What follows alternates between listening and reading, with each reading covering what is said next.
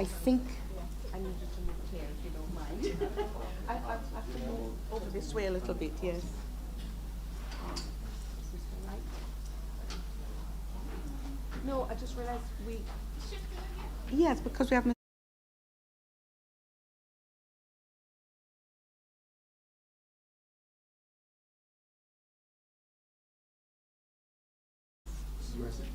Yes. Now, is it Malaba? Malaba. Oh, interesting. Malaba. Okay. Right.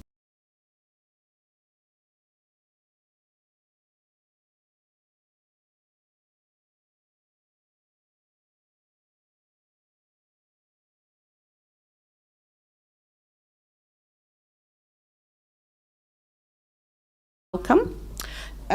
This is the second day of our conference.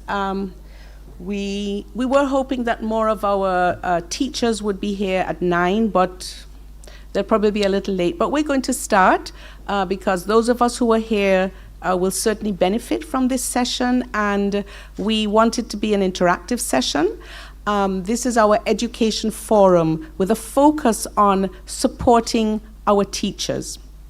So, my name is Carol Hordat Gentles, as you probably know, and I'm very, very happy and privileged to be moderating this session this morning.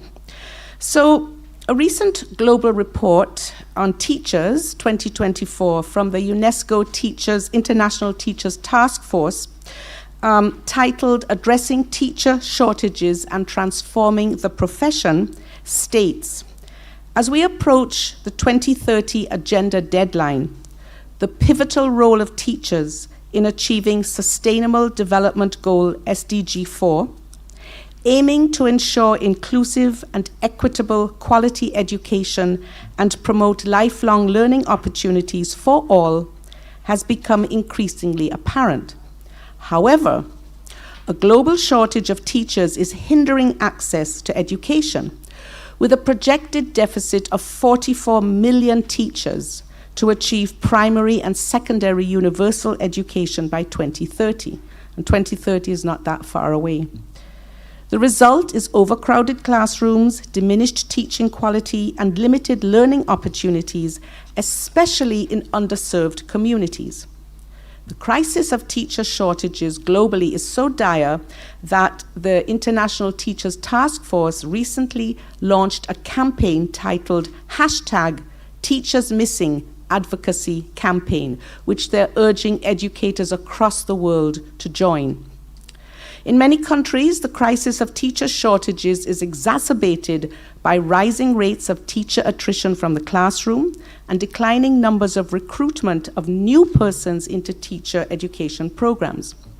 This has led many of us in the field to wonder if teaching is a dying profession.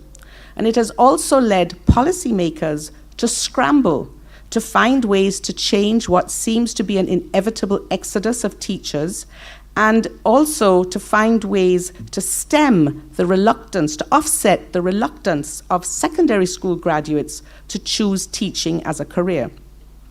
But as policymakers try to address this looming crisis, they often forget to ask the people whom I believe may have the answers that they're seeking, the educators, the teachers, the practitioners on the ground who understand better than anyone else what it is that is driving our teachers out of the classroom, and more importantly, what we can do to support our teachers better so that we can keep them in the classroom.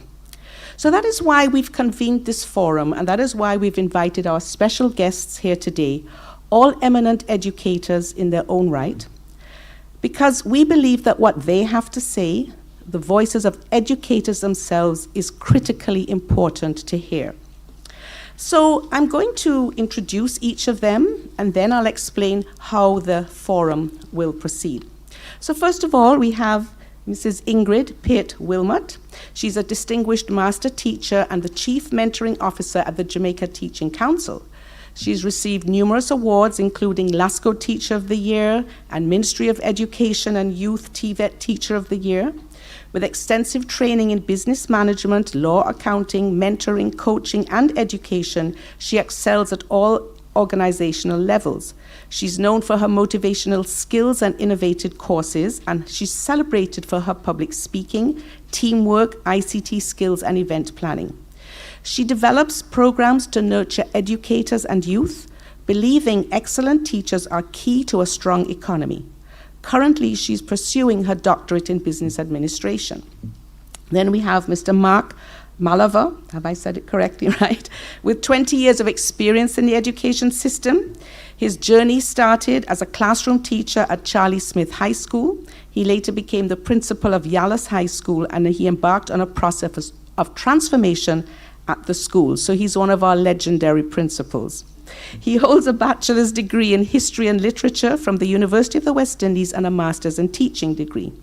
He's currently a PhD candidate in the Educational Leadership and Management program at the University of Technology, where he's looking at crisis leadership, rural high school principals' leadership practices during COVID-19. Then we have Mrs. Fabian Facey James.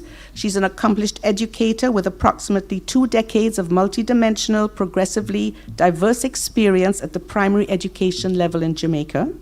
She served the education system as a literacy specialist, a classroom teacher, a senior teacher, a vice principal, and currently as the principal of the Jericho Primary School. As a trained teacher, she holds a bachelor's degree in literacy studies, a master's degree in language education, and is currently enrolled as an MPhil PhD candidate at UWI. Her research interest is centered on instructional leadership with a sharp focus on how principals conceptualize and execute their roles as leaders of literacy construction. She's also an outstanding graduate of NCEL, which is our National College of Educational Leadership Aspiring Principals Program. And she's earned certificates for leading a safe school, for providing virtual instructional leadership. She's a passionate principal who believes that mediocrity is not an option, and that producing work of the highest standard is non-negotiable. Mr. Linvan Wright has not reached yet, but he's on his way, so as soon as he comes in, I hope I can introduce him, if we haven't started. But then we also have this lovely lady in the pink, Dr. Claudette Barrett-March, and her voice is that of the teachers' colleges. She's a vice principal at Shortwood Teachers College, which is also her alma mater here in Kingston, Jamaica, and she's proud to have served in the position of acting principal for 2 years. She's been an educator for over 39 years, and almost 31 of these were in the field of teacher education. She's an action-centered systems leader, talented, self-motivated, dedicated, and an accomplished educator with extensive leadership, management, and teaching experience. She holds a PhD in leadership, an MA in science education, a B.Ed in science, a certificate of achievement in techniques and practices of project management, and a certificate of management in managing online education. She's also her areas of expertise are leadership, curriculum development, and sustainability education. She's been involved in developing several curriculum materials for material for leadership development. She's also a published author, and she's the co-author of a book entitled World Trends in Education for Sustainable Development. And she's facilitated several workshops that are geared towards the professional development and capacity building of personnel in both the private and public sector. And then we have Reverend Shane Hansel. He served the Ministry of Education and Youth for 20 years. He's a trained graduate at the St. Catherine High School, where he's a senior teacher with supervisory responsibility for the grade 11 cohort, and he's a teacher of biology. He's currently a second-year finalizing master's student at UWI, majoring in curriculum and instruction. And his personal mission is to help people unearth and activate their God-given potential for life and godliness. He's at the forefront of community development through volunteering and as a minister of religion. And then we have Mr. Valentine Bailey. He's currently the principal of Camperdown High School. He served in this position since 2011. Prior to that, he was the vice principal, responsible for the lower school staff and students' welfare, attendance, disciplinary matters between 2005 to 2010. Before that, he taught at that school between 1997 and 2000, He taught history. He's also been a history teacher at Mona High School, and before becoming an educator, he worked as an audit clerk with the Jamaica Mutual Life Assurance Society for 11 years. And then we have Dr. Diane Edwards-Carr. She's a senior lecturer in the field of measurement and educational research. She holds a PhD in educational studies from the University of Manchester, an MSc in educational research, also from the University of Manchester, a degree in economics from UWI Mona, an MSc Economics and Management, diploma in teacher education from Sam Sharp Teachers College. She currently conducts research in the areas of educational reform, youth at risk, social justice, issues in urban education, research methodology, and program evaluation. Now, I've been to many of these events, and when the moderator is reading the bios, we're like, okay, why do we have to hear all of this, even though it's very important to acknowledge the achievements of our panelists or our speakers? But I want to say that to me, it is even more important for you to hear what these people have accomplished, because it helps us to understand that these are people whose experiences are so important, so valid, so significant in our education sector that what they have to say must mean something. And so this reinforces my strong and firm conviction that the voices of our educators must be heard. And so I'm going to ask each of you to speak for about 5 minutes to share your views on what we need to do to support our teachers better. And then after that, we're going to have a robust Q&A session where you, the audience, can ask any of our panelists, for answer to your questions or just share your views. So I'm going to start with Mrs. Ingrid Pate-Wilmot, and could you pass the mic to her?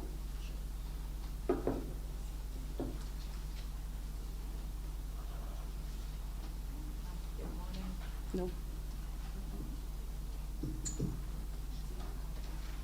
So good morning, everyone, and for all the educators here, thank you for being an educator.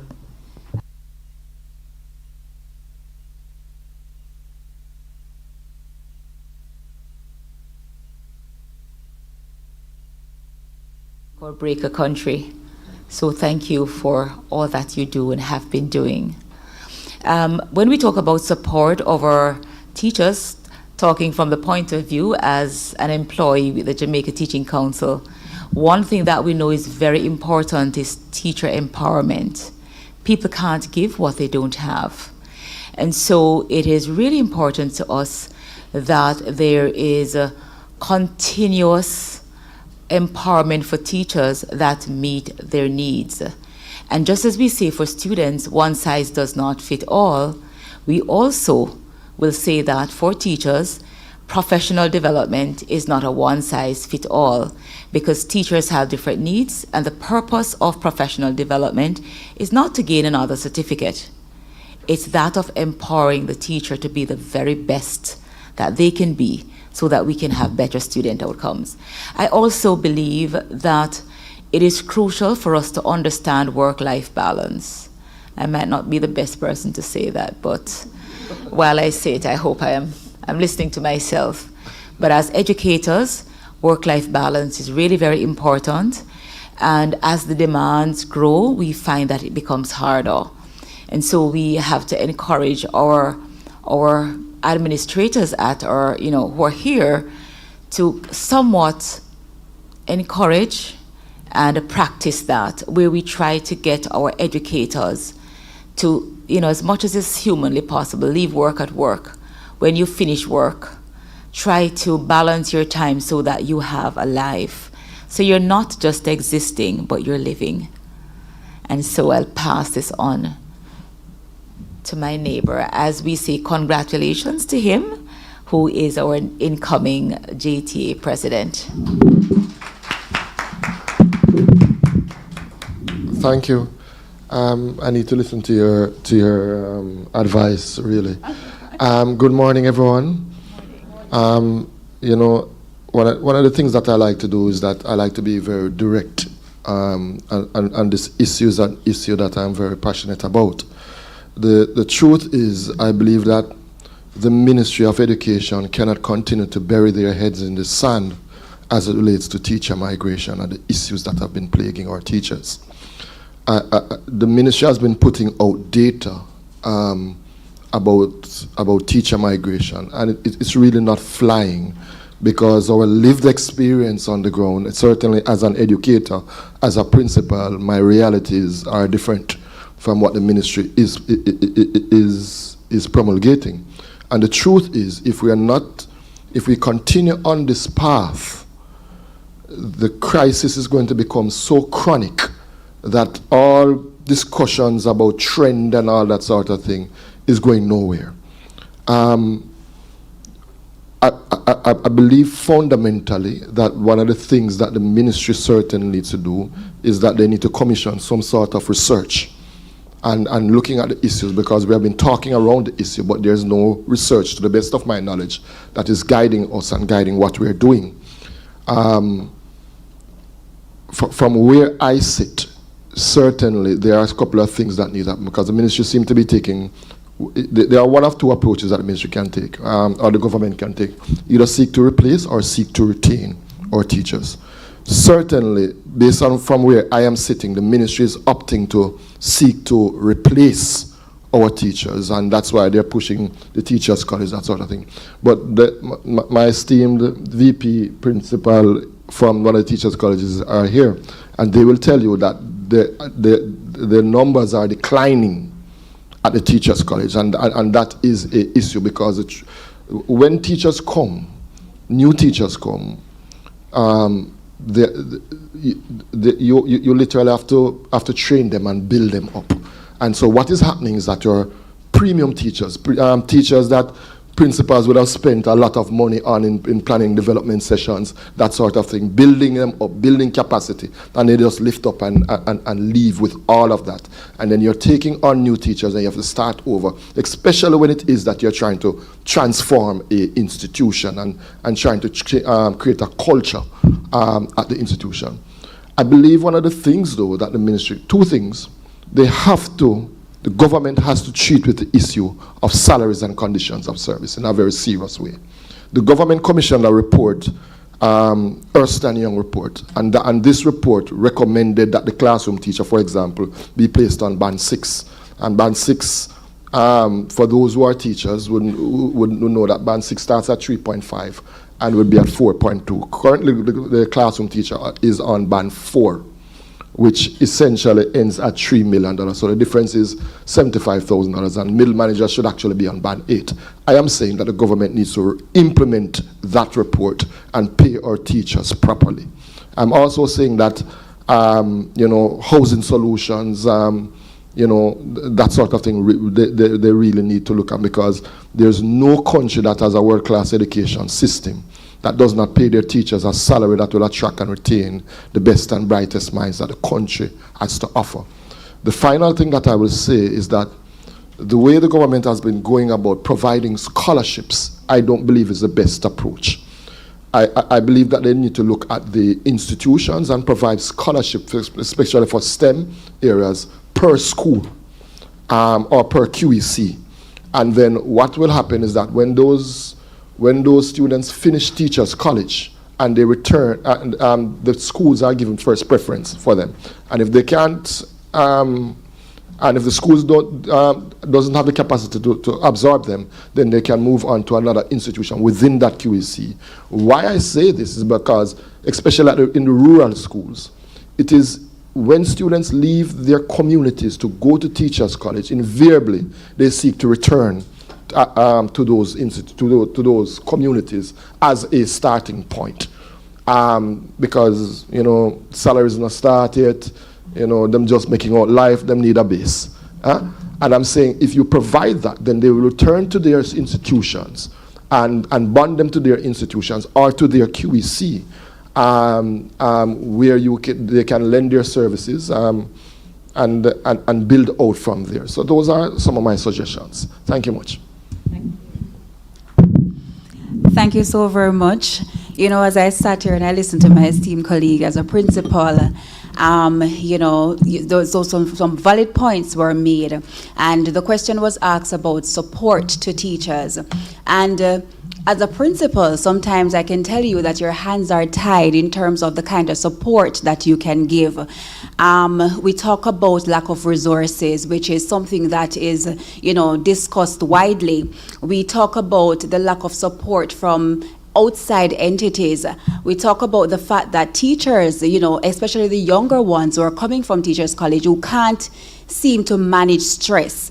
And I'm going to say this, that, when I left Teachers College, I think, well, let me say my generation, because yes, we are thinking about job retention. We're thinking about securing our job and, wanting to do just about anything to secure your job, because that was our focus. And forgive me, but maybe we were operating from a deficit mindset when we were talking about securing our job. But the teachers who we have now, the generation that we have now, they are not thinking that. So as soon as something happens, they're not going to stick it out, right? They are going to say, look, this is not for me, I'm gone. So whilst it is that you made some valid points about, providing the support, but if the teachers aren't passionate or dedicated to the task, no matter what it is that you do, if they say that they're going to go.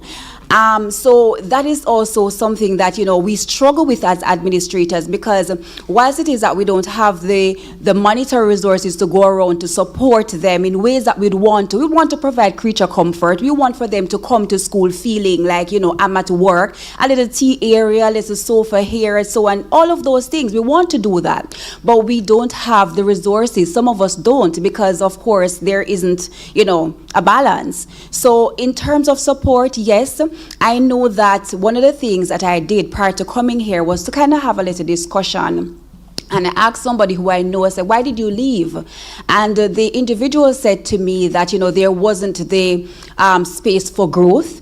They spoke about salary, which we are aware of, which I know maybe right now the country may not be able to manage it. The minister, the government may not be able to do that. They talk about the fact that there are students in the system who needs additional support outside of what they can offer, but there isn't anything in place to help them. So they are struggling with that, and that is overwhelming.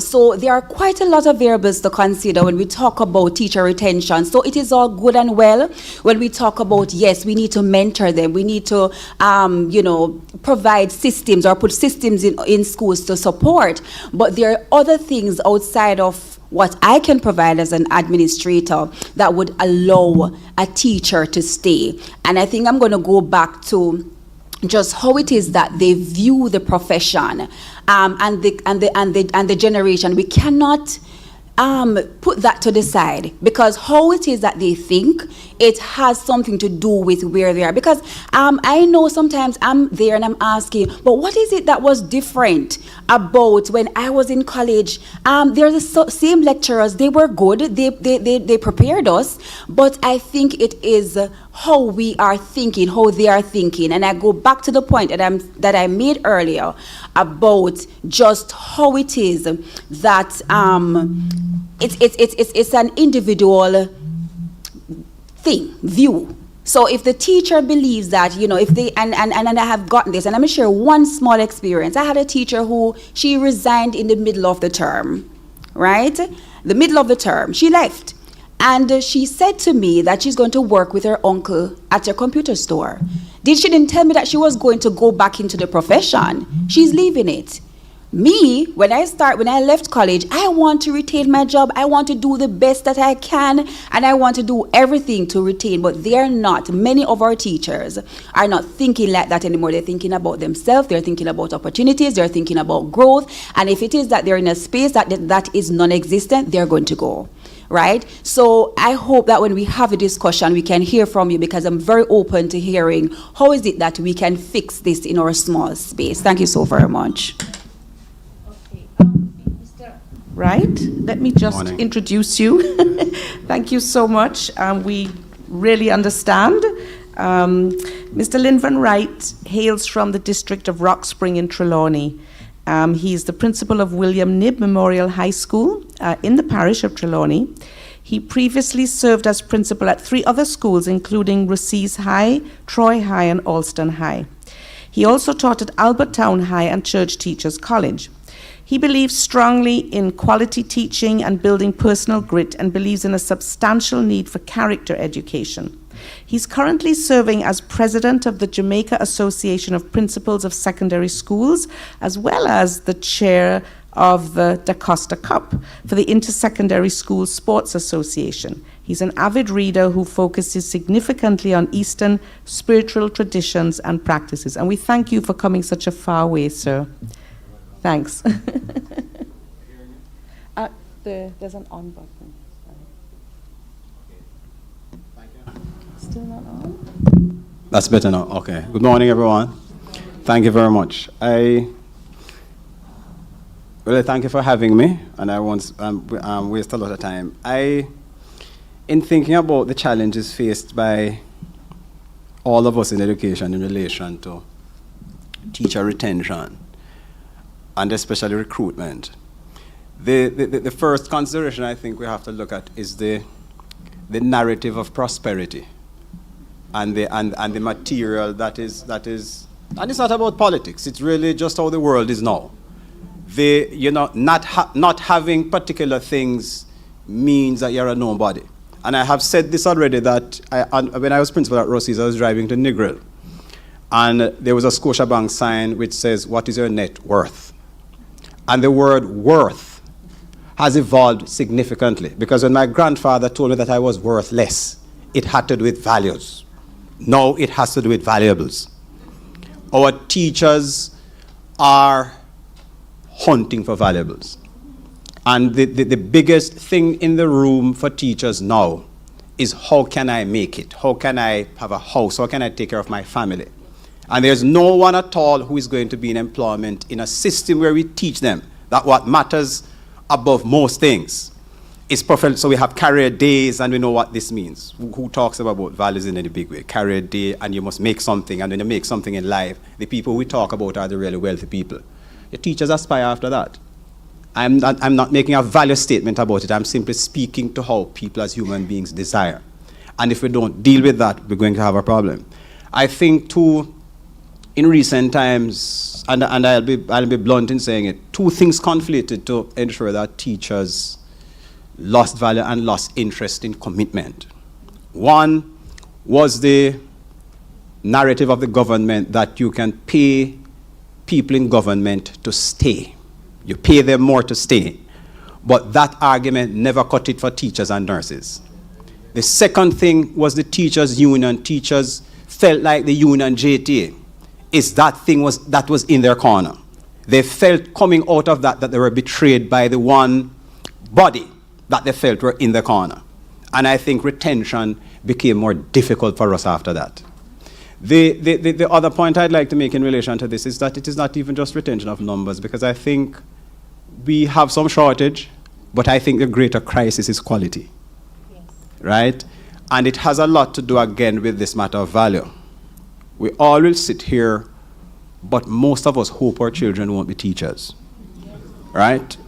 And if we are going to hope our children won't be teachers, if it is that we believe that a quality mind ought to engage with our children, then where is that quality mind to come from? If when you figure your mind has developed a certain level of quality, you believe that you need to move out of the classroom and into leadership and into other institutions, then our impressionable minds, who is going to engage with it?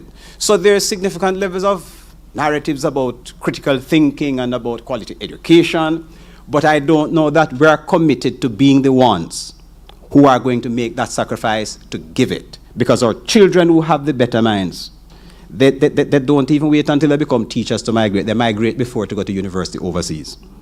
Okay? So the things that we really have to talk about, how we change our psyche as a society, because it's not about government only.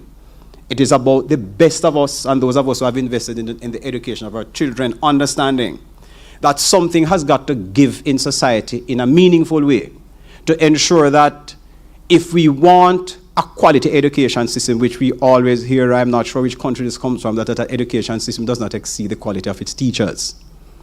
And if we want to speak the truth, the teaching quality in Jamaica is not good, right? It is not just that. We can get to that and whatever. The final point I'd like to make is in relation to, and I heard her speak about it. We've got to spend more time on conditions of service, right? Because we may never be able to get it. And conditions of service for me is about training, and it's about the physical and technological facilities that teachers have to work with. It is horrible. I just about 2 days ago, I was at a funeral, and a younger cousin of mine tells me that he's teaching in one borough, I think in New York. And he was just simply telling me, and you hear people in New York complain that the resources are not even there in the way it should be. But he was so impressed. And he said that things like adverse childhood experiences that he had to deal with, right? The resources that were there to support him with a child that was really having significant issues in the classroom is something that mattered to him. So it's not just physical, but it is also the space of school now becoming very hostile to teachers. Very, very hostile, I can tell you that. Right? There are things I'm hearing as a principal from students that I couldn't even dream of saying to my teacher. I couldn't dream of saying that to my teacher. And so we have got to, in supporting our teachers, one big thing, the last thing I'd like to say is that we are not sufficiently research-driven in how we support our teachers. The Ministry of Education itself needs to find the kind of funding to support the kind of research that is going to help us to take on in a meaningful way, not just in a, but in a meaningful way, kind of challenges that we're facing with our children and with educating those children that need the remedial work. All right? Hope to talk a little more with you, but essentially that's where I am. All right?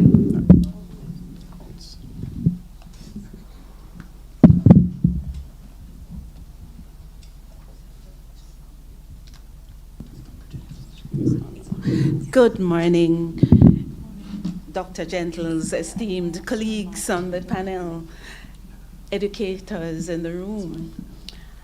I would like to start by proposing to my colleagues here that I don't think we need any more research to do what we need to do. As someone who did research from at university, at all the levels, and engage students in research at teachers' colleges, there is enough data out there, colleagues. They don't need any more committee, any more commission. They need to just look at the research and implement. So I start there. But it's my pleasure to be with you this morning. Dr. Gentles referred to the United Nations a high-level panel report.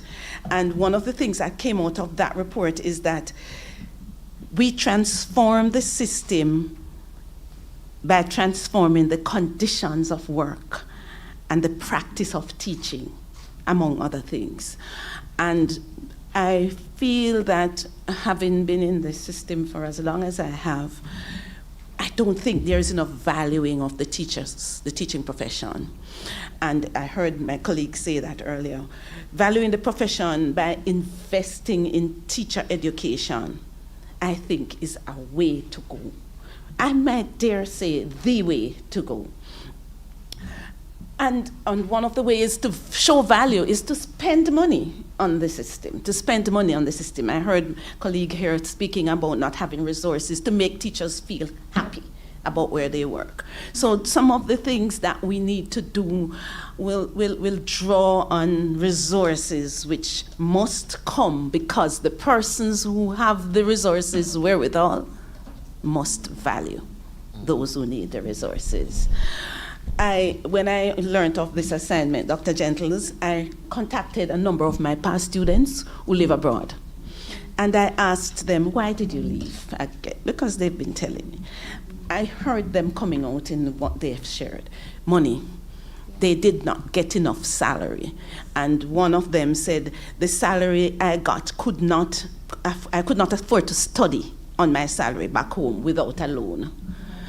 I saw I needed some housing benefits. I couldn't dream of owning a home when I lived in Jamaica. Now I have taken out a mortgage on my house in London. I hear them say that there was no room for career progression.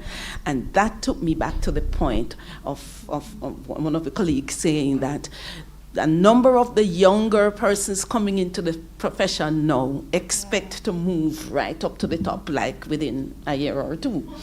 And I think you're agreeing with me? Yes, and so these students are saying there's no scope for them to get to the top, so they go abroad. And one of them explained to me in her response that she is now in charge of math education in England, in a borough in England. She would not be there if she was in Jamaica now. And because of that, she can buy her own home.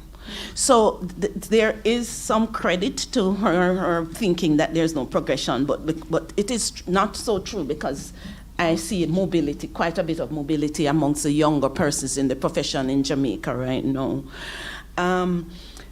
I heard them say that they didn't feel like they were worth anything in Jamaica, and then when they went abroad to teach, they felt so valued and important.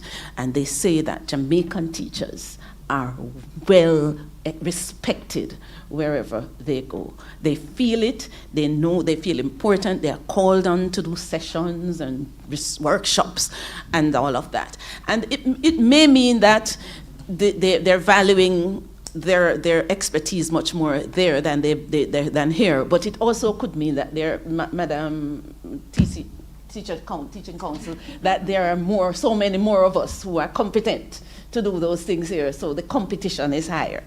But it's important to remember that we have to begin to value the teaching profession in order for us to have people coming in who think it is important. He mentioned again that they don't come in because that's not something they aspire to. They don't see their children becoming teachers. They don't see their parents a lot of them being happy about being prosperous, about being a teacher. So that's not where they want to go. And so I would end my little bit here by saying, again, that we can go to the research. One of my past students who in his response said to me, "Miss, check my article in the Observer. I wrote about the same thing." And he did say that aside from better compensation, significant emphasis needs to be placed on the emotional support of teachers. He says, for far too long, we talk about self-care, but we don't allow for self-care amongst our teachers. So here's what I have to share for this morning.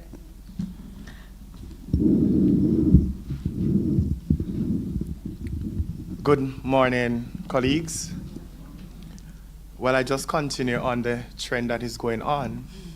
And so I see my teacher, Dr. Gentles. And so I see where Dr. Gentles has been postulating about this issue of teacher migration and the ineffective policies that government have been putting in place, and these seem to be over 20 years. And so this is a long issue that seems to be going nowhere, because each time we try to use a bandage, and when we listen, we hear about how we are going to just replace, but not retain. And so I have heard my colleagues speaking about the salaries. And yes, that is a big one.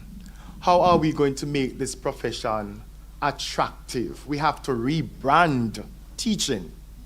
When I started out as a very young teacher, I knew that my salary at that time was like 14,000 something.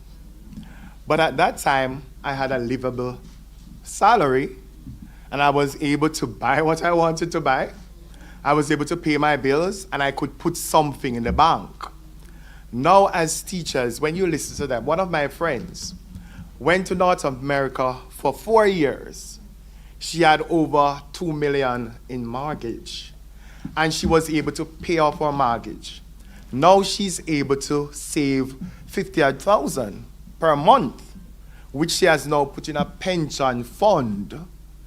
And so if she was in Jamaica with us, she would be nowhere near that. And so you see that she's looking forward. So we just want something that we are livable. And when we look at it, we support ourselves, but the income we get as teachers, we also have to give to those around us, our students. And so you might budget for the month that you'll spend $5,000 for lunch, but you'll have to give away $5,000 to the students too. So out of the little you have to extend care. So it is not just about wanting more money, but we are doing the work and we need to be valued for what we are doing so that we can live comfortable with what we have.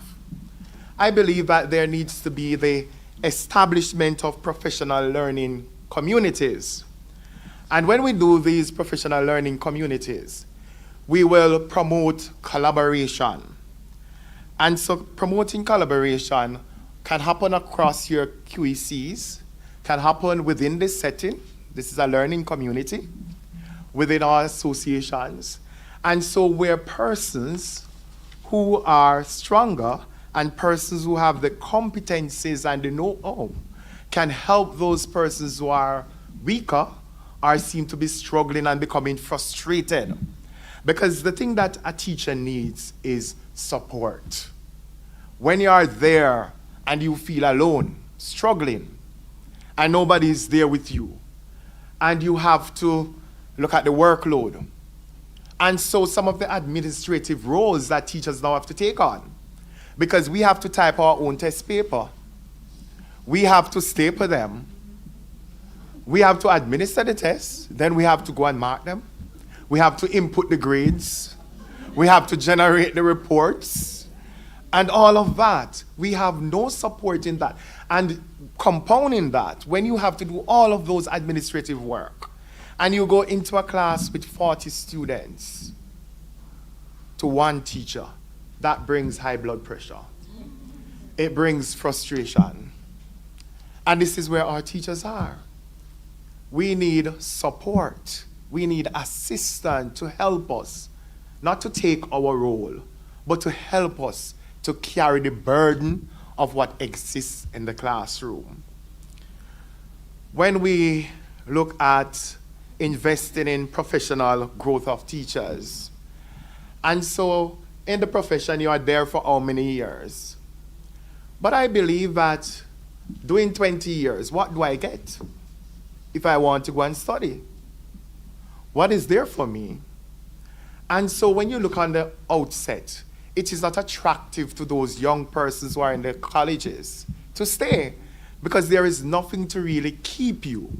If we have some incentives for them, so you're going to do your master's and you can get $100,000, and you know that you can get a little scholarship somewhere else, or you can go and get a book voucher because you'd have worked for it, you'd have earned it, because you'd have paid your time for 25 years.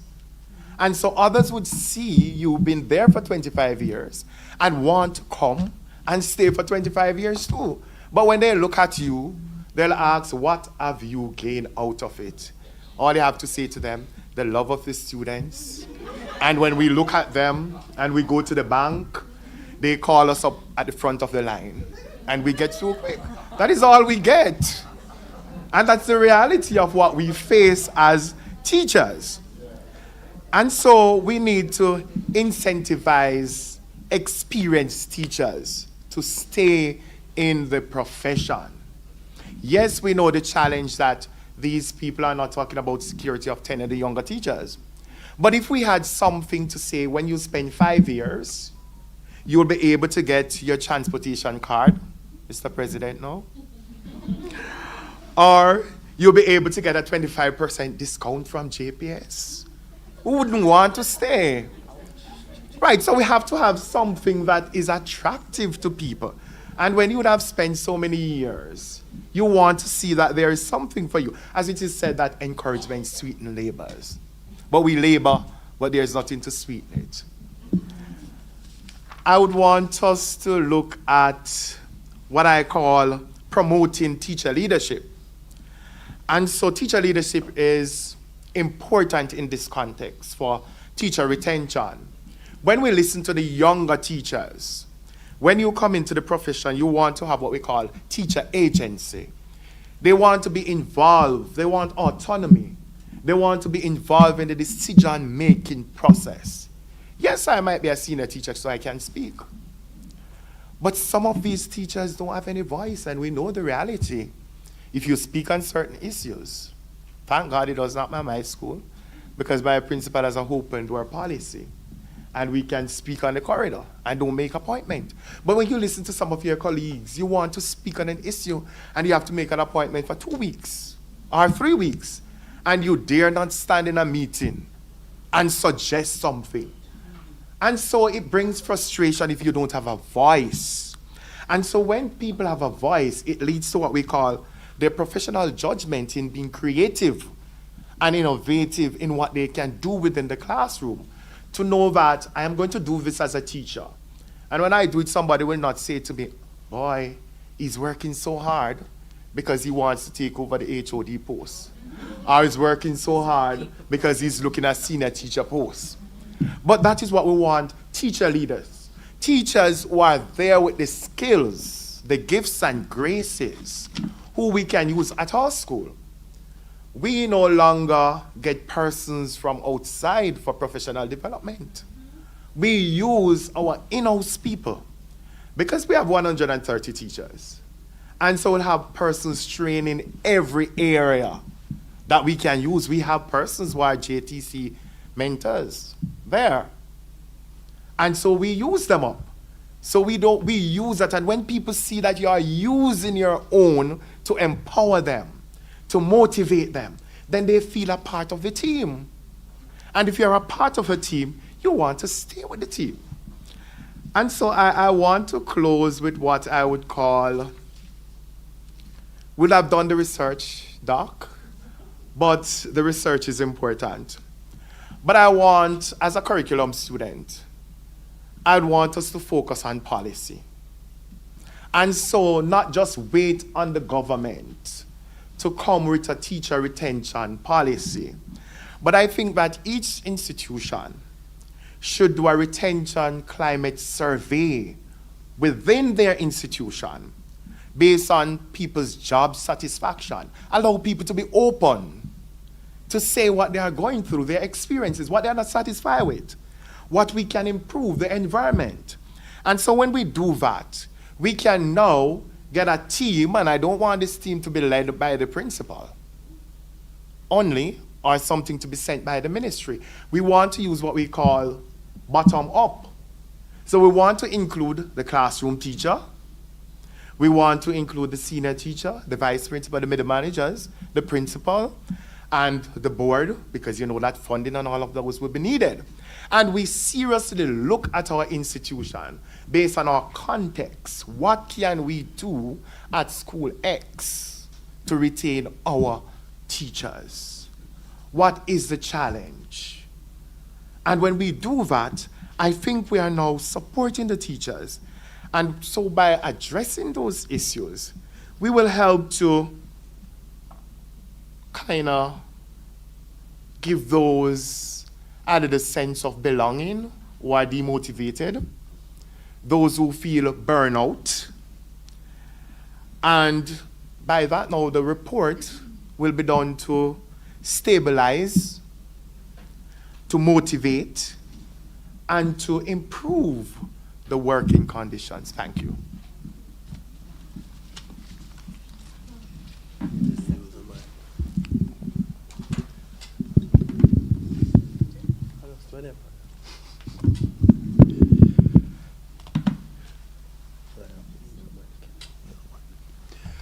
Good morning, fellow panelists.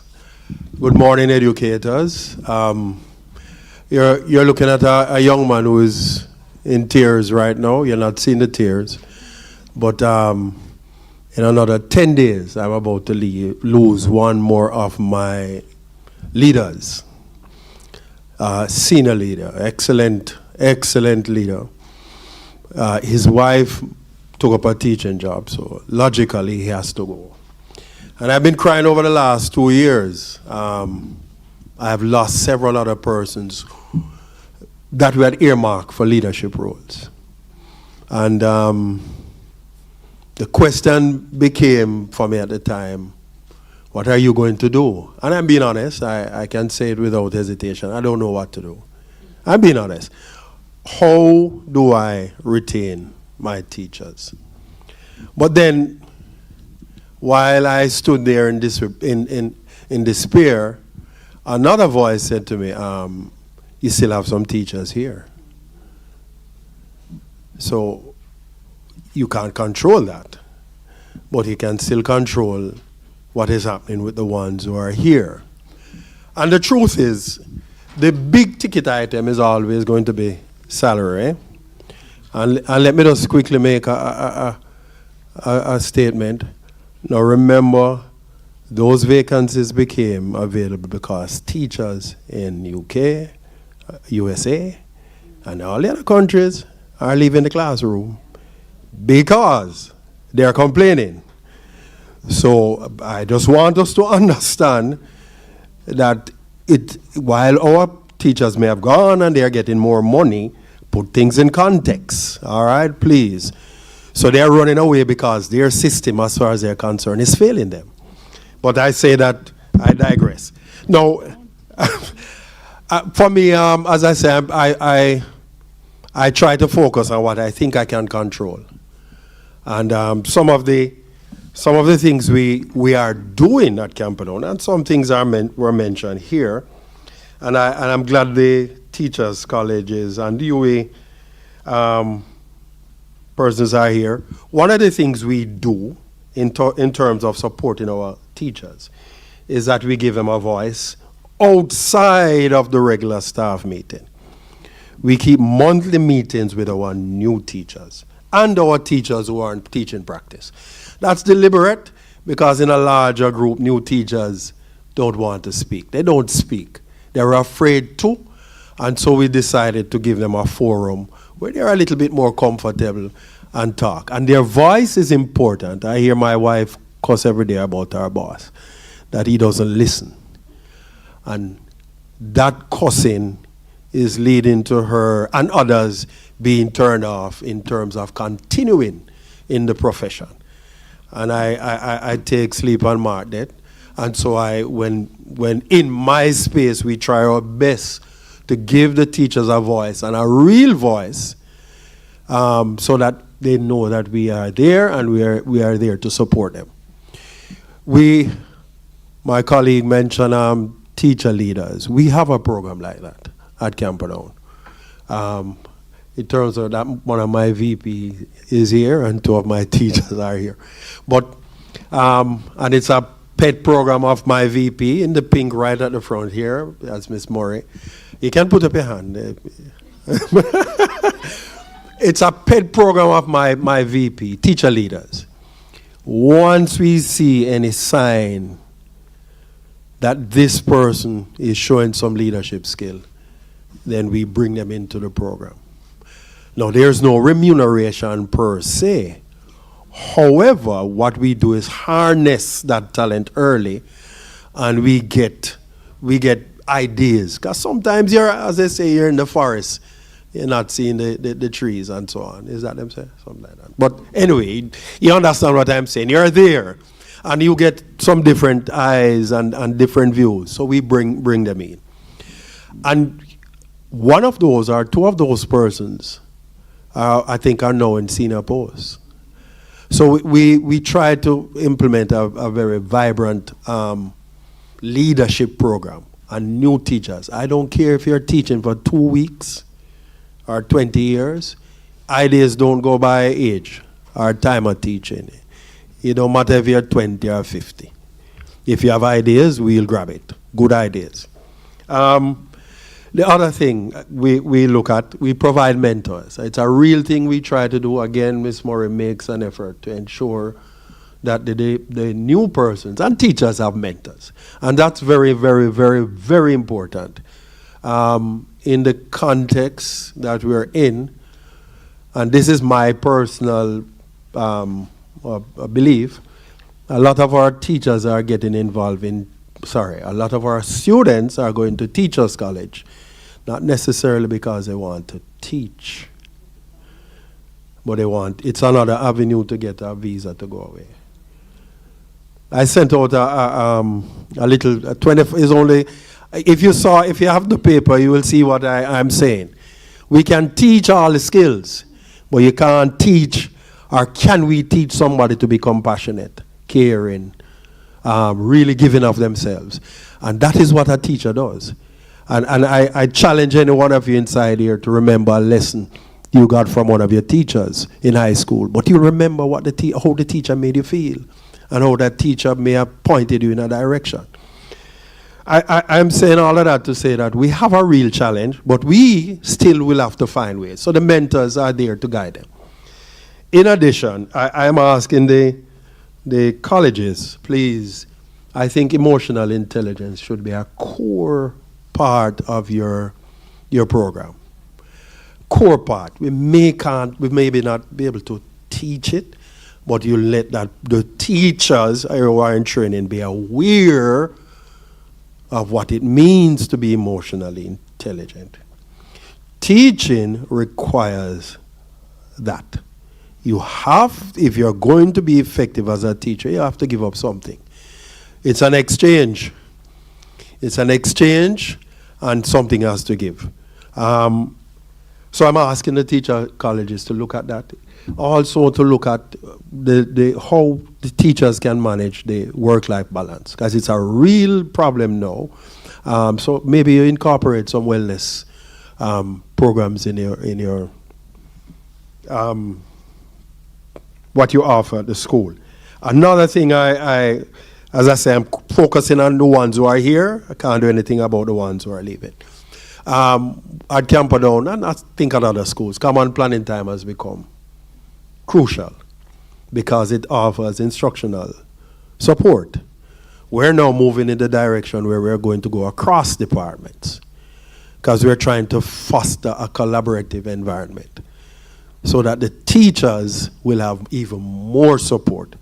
And also it's a way of enhancing the STEM program. We find at times that the art teacher is doing a little physics in some of the things, and vice versa. So that is something that is very important to us. Again, we push. I don't know if the colleges believe that they need to, in terms of the program, the teachers should be prepared in terms of how to operate in a collaborative environment. We teach in silos, of course, and that is how we have always been trained. One person in the room and you're the done, and anybody talk, you have to go on. Yes. So we team teaching, I know you do that. We are pushing that too. Support again. And something here I want to throw to the colleges, and I think the Patterson report alluded to this.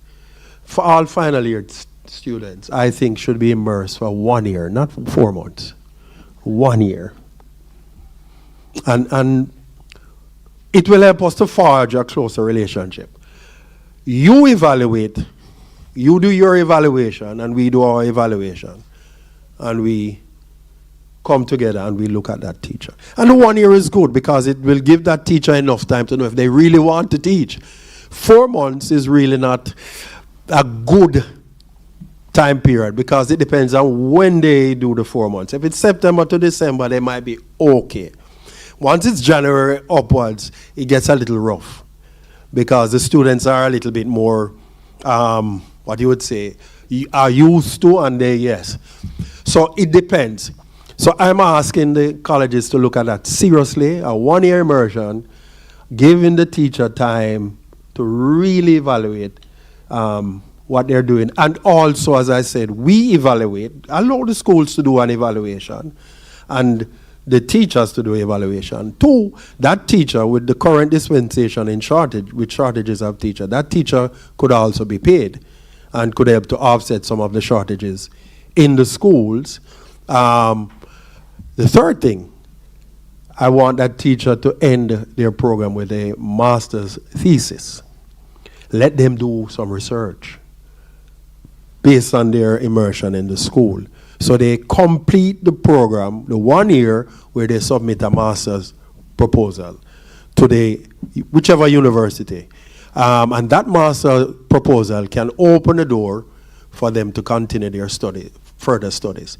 And I would say maybe 3 years after they get a teaching job, they can now maybe come back to UWI, and UWI give them a discount. A first year discount. And what I also, you might laugh at this one, many of your constituents, that sounds like politics, sorry, many of your students are from high schools, fifth formers and sixth form. I am thinking maybe we need to look if we can devolve some of the things we offer at the universities in teacher program to the sixth form. I don't know how we'll make it work. Maybe the first year of our university program could be the 2 years of sixth form, if you're worried about rigor. So you use a 2 year. Or you could use a grade 13 year to maybe have a teacher assistant program. It's TAP, so you're tapping into your sources, or your source. And to see how we can maybe start the process for those who really want to go into teaching. So they're getting an early feel of what it looks like. And my last thing, I didn't write it down, but my colleagues alluded to it. The research shows that teachers nowadays, they don't stay for more than 5 years. And I agree with my colleague here. I think, and it's something, Sir Mark, that you maybe should put on the table. Every 5 years, there's a one-off benefit to teachers. The first 5 years could be no deposit on houses. No, one-off. No deposit on a new house. Another 5 years, who knows? But it's something to, yes. The truth is, I really don't think we are going to, the system actually needs some attrition. Yes, it does. The system does, because we don't have enough schools. The question we must ask is, what is a reasonable attrition rate? Is it 2,000 or 200 teachers? And I guess if we build more schools, then that's a different argument. So I don't think we will really be able to stop it, and people leave for different reasons. Remember, people leave for different reasons. But if we can minimize it, that's good. But it is a tough one, and those are some of my words.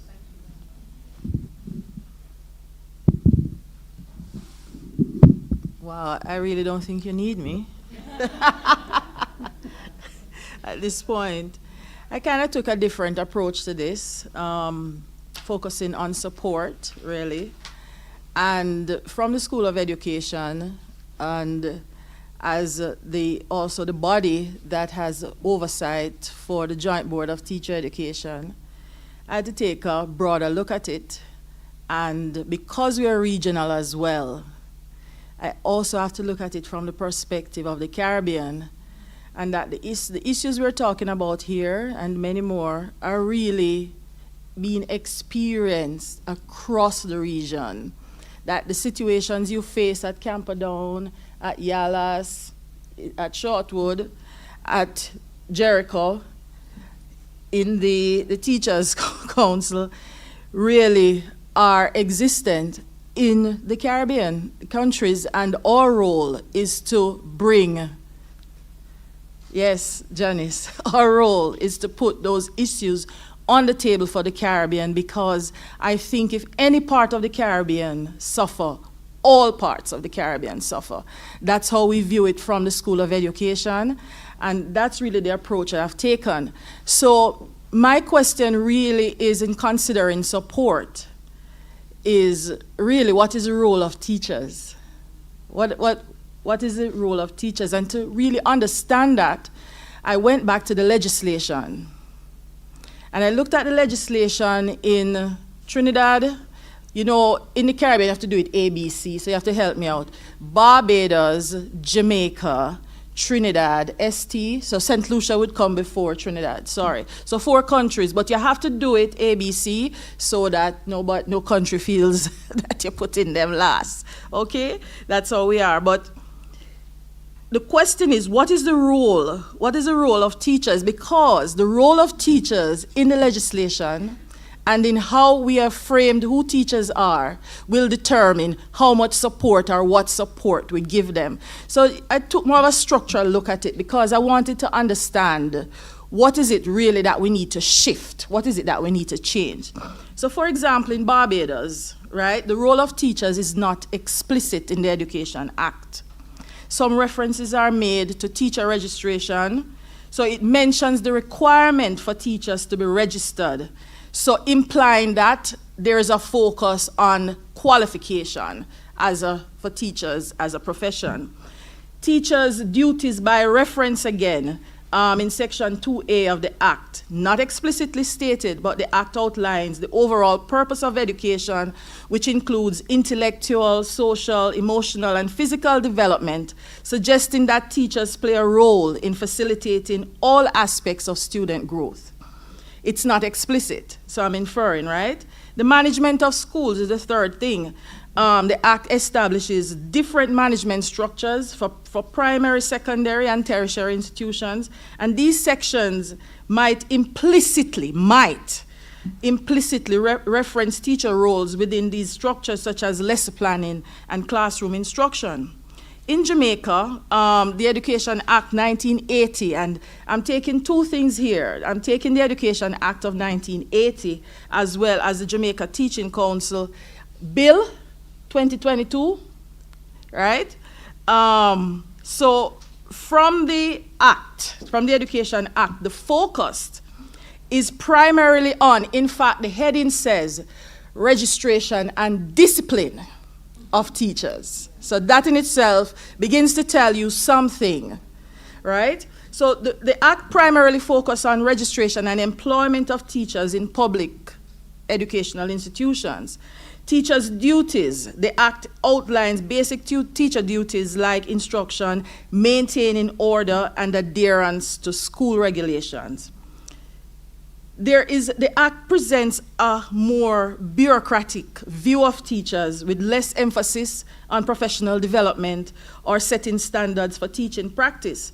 But we've seen a shift in the Teaching Council Act of 2022. So the shift in focus, the Act represents this shift to make the teaching force a professionalized teaching force. The emphasis on quality, the Act establishes the Jamaica Teaching Council, which aims to improve the quality of teaching and learning by setting professional standards and promoting continuous professional development for teachers. There's an expanded role. The Act goes beyond basic duties. It emphasizes teachers' professional conduct, ensuring they are fit and proper persons to teach. In fact, in the 1980 Act, it does speak to good character being a qualification to be a teacher, right? Good character, right? So regulation and support, the Act establishes a framework for regulating the teacher profession, including registration, authorization to teach, and potentially disciplinary measures. It can also be seen as a way to support teachers by providing a clear path for professional development and career advancement. 3 key differences between the 1980 Act and the 2022 Act is that, 1, the professionalization. The 2022 Act elevates teaching to a true profession with standards, regulation, and a dedicated council for oversight and support. I know I'll get lots of beating for that, but that's okay. The quality of education, the focus on professional development, and setting standard aims to improve the overall quality of teaching and learning in Jamaica.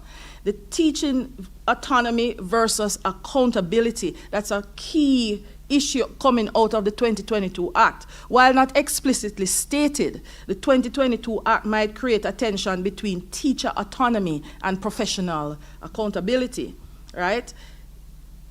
In Barbados, I'm going to move on to Trinidad and Tobago, again, where I'm going to leave St. Lucia for last. In Trinidad and Tobago, again, the duties are not explicitly stated. The idea is that, let me just find that section, please, as I'm trying to skip. The duties of teachers and the roles of teachers are not explicitly stated under Section 39 of the Act. The Act focuses more on general establishment and operation of the education system. However, we can get two things from it. One, the teacher registration, which is similar to Jamaica and Barbados, and the establishment of the public school system, which relies on teachers for instruction and student learning. So basically, what we have coming out are references, possible references to regulations that might give you some information about the details and of the roles of teachers and their responsibilities, but it's not explicit in the Act. Okay, so what am I calling good practice in St. Lucia? The St. Lucia's Education Act 2005 provides a framework for the system, including 11 explicit roles for teachers. 11, very explicitly stated in Section 139 of their Act: instruction and learning, curriculum development, student progress reporting, classroom management, assessment and feedback, record keeping, following school standards, parental observation, interesting, reporting health and safety concern, absence reporting, cooperation with student teachers. 11 explicit roles for teachers, which means that, of course, they have the beginning, the starting point for what sort of support we would need to provide teachers. And I think that's where we need to start with it. Who are teachers and what are they supposed to do? If we define that, then we know how to support them. And then the issue of retention becomes an issue that we look at differently. So yes, salary is a big thing, but in truth and in fact, in most of our Caribbean islands, we've not really defined who teachers are and what they're supposed to be doing, right? There are other concerns we found in our research as well. You said research is very important. Each sector of the system has its own concern and challenges. For example, in early childhood, there's this lack of connection between the primary and the between the early childhood sector and the primary sector. That disconnect is there between the subsectors. So, and what we're seeing in the region, across the region, although there's an increase in the level of qualification going into early childhood, the pay persists, the poor pay persists. And of course, there's this issue of quality of early childhood teachers and the service-listing mentorship programs. Autonomy and trust. This is something I came up on in the Conversations for Greatness research, which a big thing, biggest thing in the schools: conflict, lack of trust, you are obia you, that sort of a thing. And it is really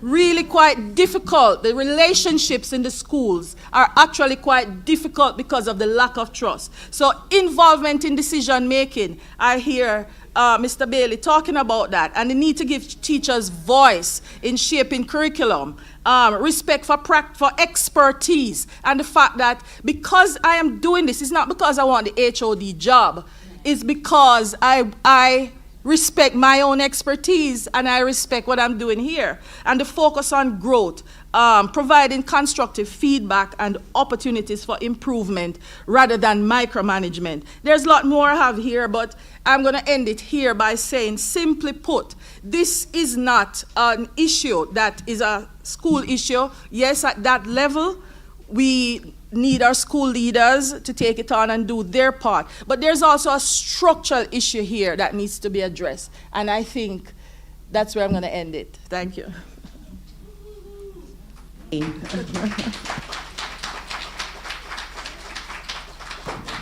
Okay, well, I'm sure you'll agree. We've heard a lot of really interesting, ideas and insights into what is really a very critical concern. So we're running a little behind time, but I think we'll have maybe about 10 minutes for anyone who would like to come and ask a question or of any of our panelists or share an idea or a concern. There is a microphone there if you would like to use that. Or if not, most of us are teachers here, so we have teacher voices. So I invite you at this time to, the floor is yours.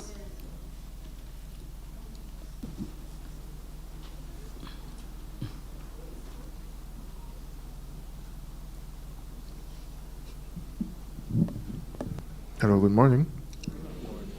So my question is, we see that teachers are going above and beyond. Oh, my apologies. My name is Dujon Edwards, and I'm a lecturer at UCC. So the question I want to ask is that teachers are going above and beyond for students and in the classroom. What are some of the strategies that we can use to mitigate compassion fatigue? There are times where teachers, pay out of pocket to help students. They have their families to deal with, and, their workload. What are some of the coping mechanisms we can use that is established through research? Excellent question.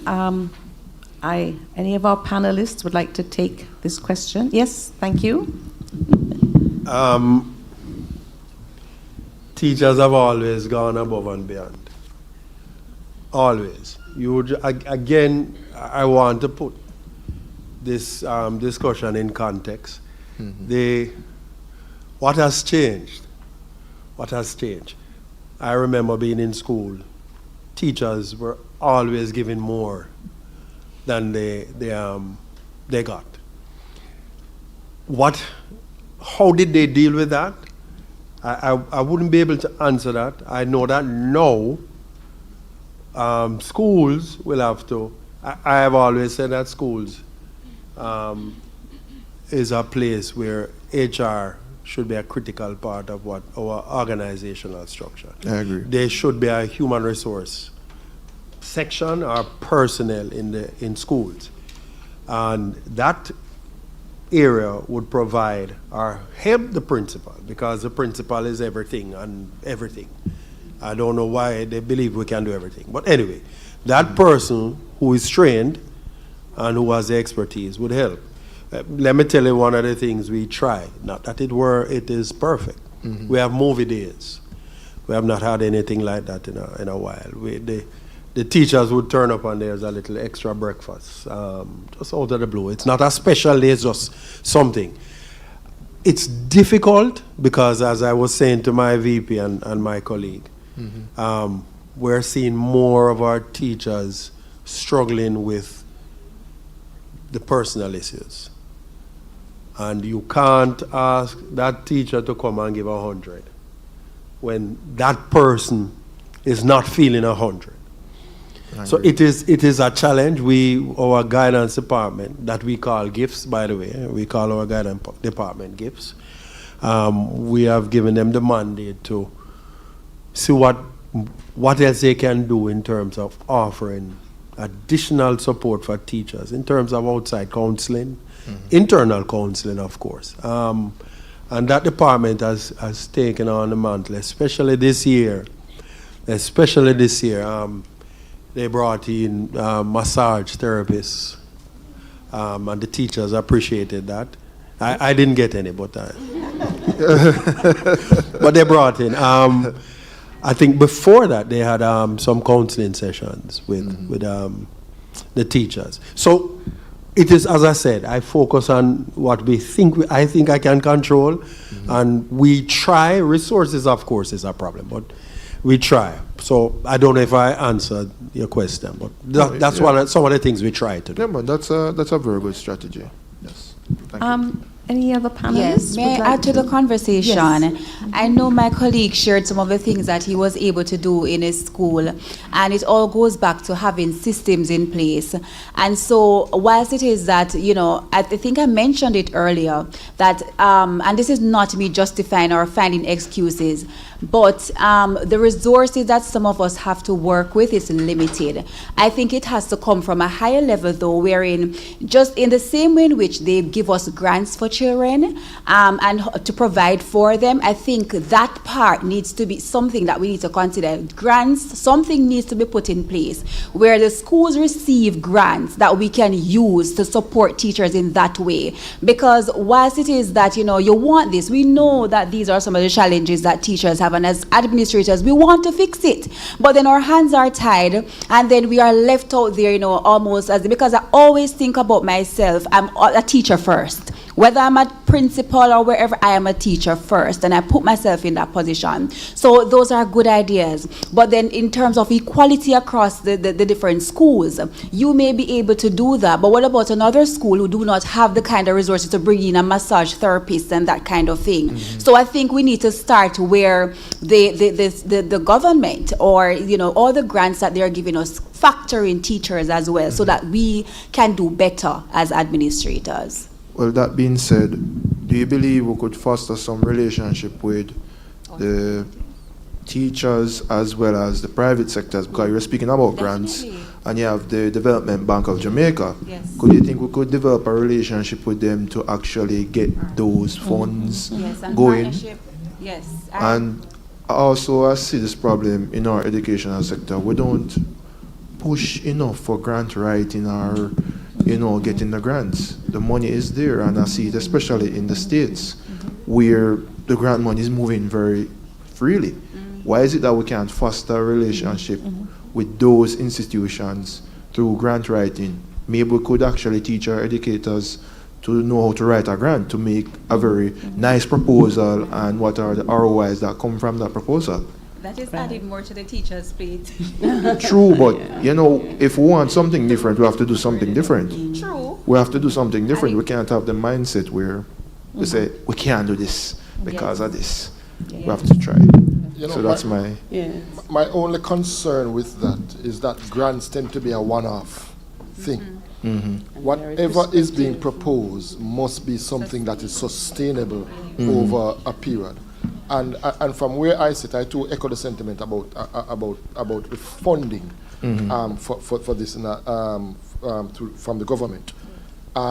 It's important because governments must carry out their responsibility, and from where I sit, the government keeps spending money on unnecessary things when the truth of the matter is, especially in this era of mental health and wellness, which is so important.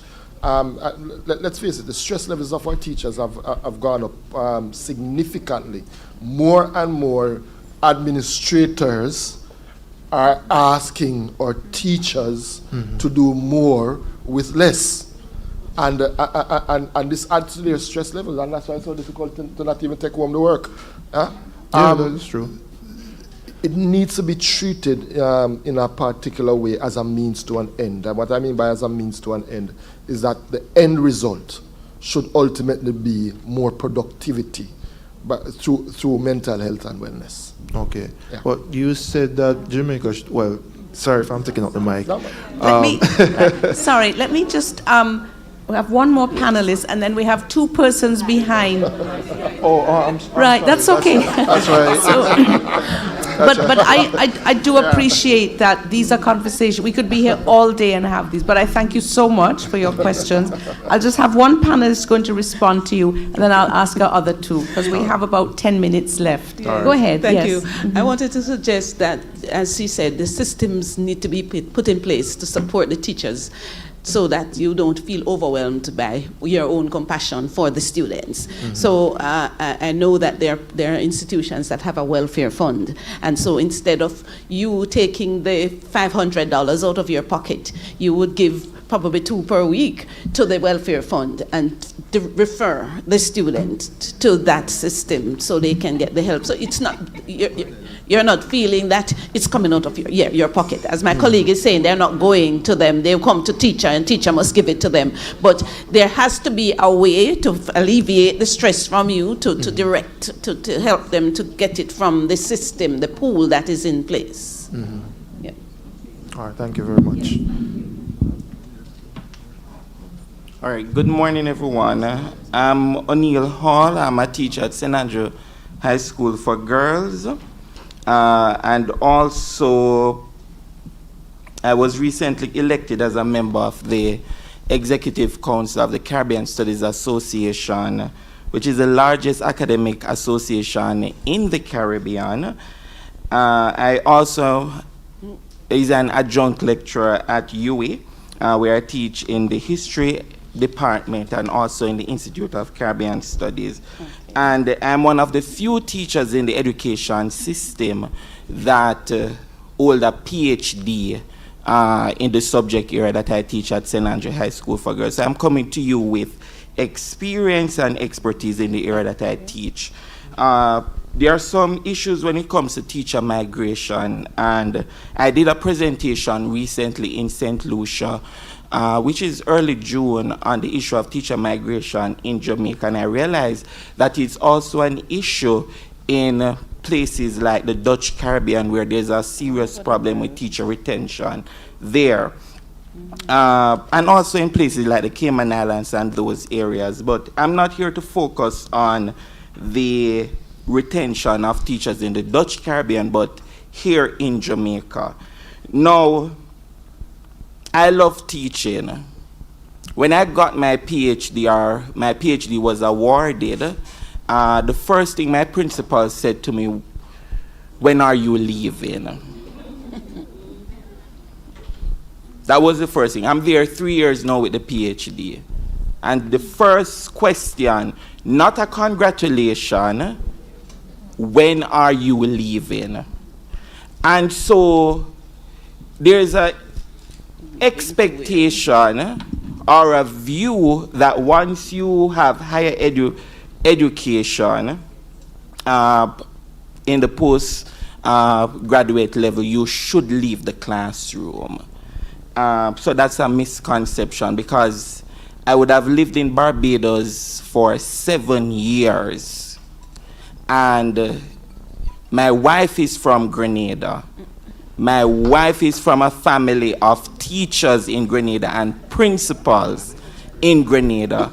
And the situation in Grenada and Barbados is that you have a significant number of teachers in the classroom there with doctoral degrees.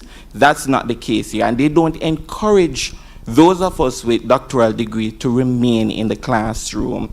And one of the reasons is the whole issue of compensation, and we cannot ignore that. In the previous dispensation, before the compensation review, we got roughly $11,000 for the graduate allowance. After the compensation review, we got little less than $7,000. In my own mind, sitting down on my bed, wondering how under God's heaven someone from the Jamaica Teachers Association sit in a meeting with the government of Jamaica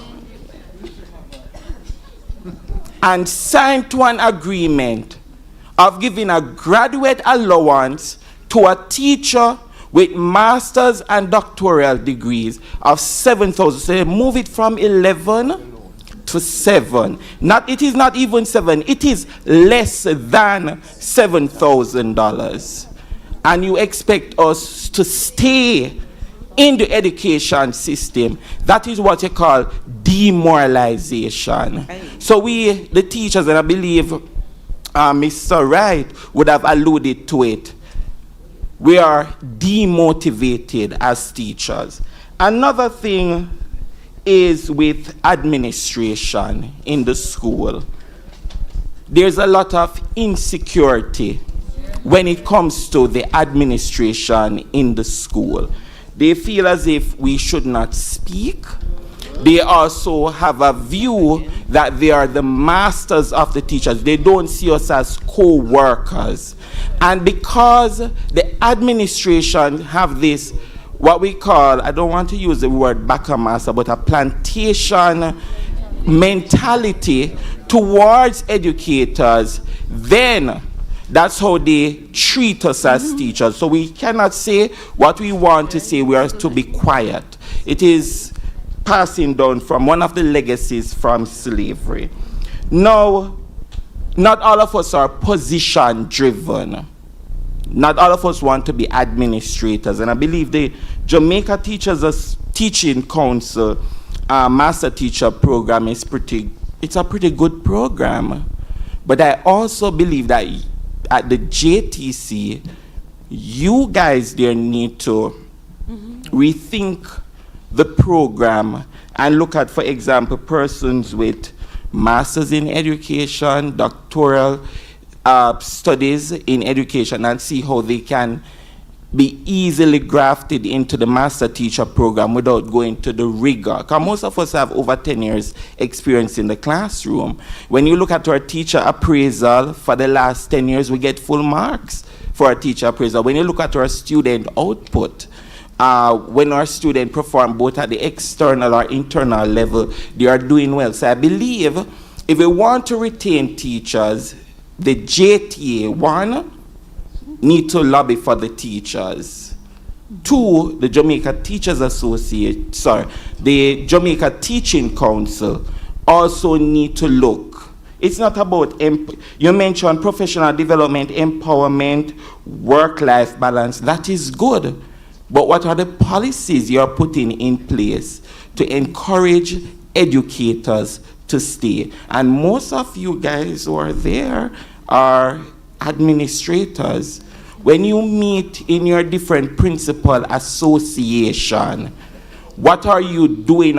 You need to encourage your fellow members there that teachers are not their child. You cannot speak to teachers any and anyhow. We are going to leave. And the teacher, the principal mentioned about being passionate. JTA kill our passion. The Ministry of Education kill our passion. The government of Jamaica kill our passion. And the administrators kill our passion. So guess what? The first flight out, we are on it, and we are going, whether we want to accept it or not. Thank you, sir. Okay, so this is last word to Dr. Anand. Oh, I'm sorry, because we've reached 11, and we're sorry about that. But, however... Good morning, colleagues. Hold on a second, Joan. But however, ladies, who I've disappointed, and I feel so badly about that, but we are going to ask our panelists to join us for coffee break in the cafeteria, so feel free to, continue the conversation there. Go ahead, last word. Good morning, colleagues. I just want to change the conversation a little bit to pre-service, the challenges that we have, and to clarify a matter that's out there about migration. We, at the Joint Board of Teacher Education, and the manager there, we have 8 colleges that we work with.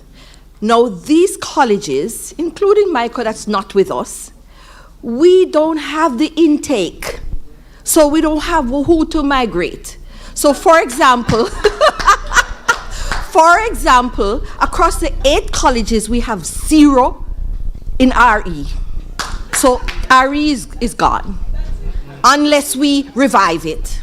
We have a handful of teachers, 4 or 5 across the 8 colleges, social studies, history, geography, chemistry, physics, bio, across 8 colleges. Now, because the ministry supports mathematics, we have a fair amount of math teachers in preparation. So that's a pool that will be, and the United States, where most of our teachers are going, they really love the math and the ELA, the English teachers. We also have a lot of English teachers. Another group that they take a lot from is the primary schools. We graduate over 300 primary teachers coming out of the 8 colleges. So we have primary teachers that will go, and we don't feel it as much here. But the fact of the matter is, we are unable to attract young people to come into the profession to teach subjects. And they are not the UK and so on. They are not really coming after our RE and social studies and history teachers and so on. They are coming mainly for our science teachers, or math teachers and English teachers also. So it is bigger. The problem we face is bigger than migration. Thank you. Point, I would like us to give our panelists a big round of applause. Thank you all for giving of your time and your energy. I think it's been a very, very productive and interesting session. Panelists, please do, I know you're all running to very important activities, but we'd really love if you join us in the cafeteria for a coffee break. And those of you in the audience, just to announce that we are going to be having day 3 here tomorrow. We were given the news that we will be able to have the conference here tomorrow, so it helps us a lot in terms of logistics. So please come here tomorrow again at 9 a.m. So have a wonderful day. Remember, we have 2 workshops, we have papers, presentations, poster presentations, and we also have the launch of our new journal this afternoon. We're inviting you to attend and to party with us after with more cocktails like we did last night. Those of you who weren't here, you missed a lovely evening. So enjoy the rest of the day. Dr. Ferguson needs to... Oh, okay. All right. Well, we're running half an hour late, so we would 11:30, and then we'll move from there. Thank you, everyone, and apologies to my colleagues who didn't get to say something. Thank you.